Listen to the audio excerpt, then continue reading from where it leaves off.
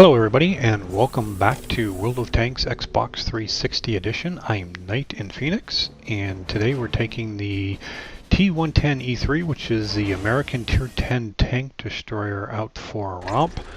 And we are on White Park Standard Battle. I'm going to take a quick look at the main map and try and figure out where we are and where we want to go for this. So we're going to go west and head towards the main road, see what type of action we're going to find at the main bridge with those arches in it. As you can see at the bottom of the game window, I have the stereo binoculars and a camouflage net. I'm a tank destroyer, so my idea really is to see you and not have you see me. And of course, as soon as I say that, my sixth sense goes off, so who knows. I'm all the way on the far back of the map. Somebody obviously with a good view range has gotten up on the tracks and saw me motoring along the road there. Of course, the camouflage net, same with the binoculars, they don't get deployed unless you are stationary, and it takes, I don't know, maybe 3 seconds after you're stationary for them to actually become active. So I made it to the main road. I've got a mouse in front of me. Nice big vehicle. I'm thinking, maybe I can use him for a shield. My experience coming up against these mice, what do you call them? It's almost impossible to penetrate these guys. So I'm just kind of sitting back here a little bit and trying to figure, can I wiggle a shot at the bridge up there and use him for cover?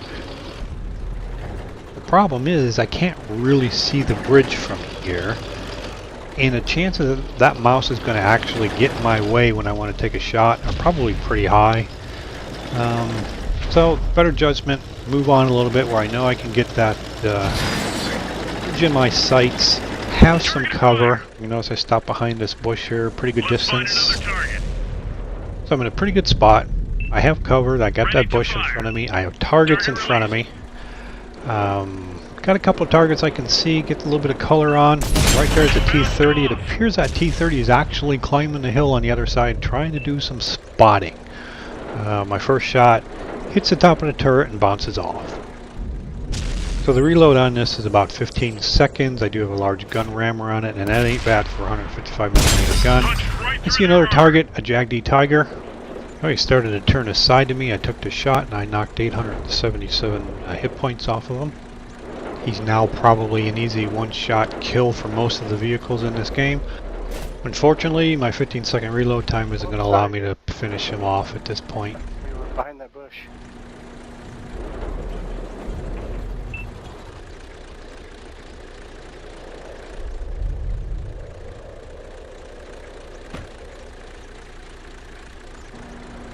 So I noticed the T-30 still to the right of the bridge on the other side of the hill, trying to poke his head up a little bit, maybe get a few spots. It appears we don't have anybody close enough to keep him spotted, not that I would have had a shot on him anyway. Let's find another target. So we start to move forward, we see that JAG-D Tiger again. We don't really have a shot on him, had some color for a moment, but that was it. Have some other enemy icons showing up on the screen. A quick look at the mini-map shows that they're all the way on the other side of the map. I've probably got a hill, buildings, and all kinds of stuff to get through. Then we see the T-30 climbing the hill again, probably going to do a little bit more spotting. He had the side of his turret to us, and you saw what the result of that was.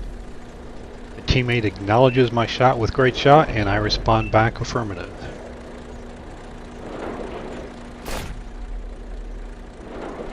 So now I have to ask, where'd the target go? Or actually, where did all the targets go? The bridge is kind of quiet at the moment.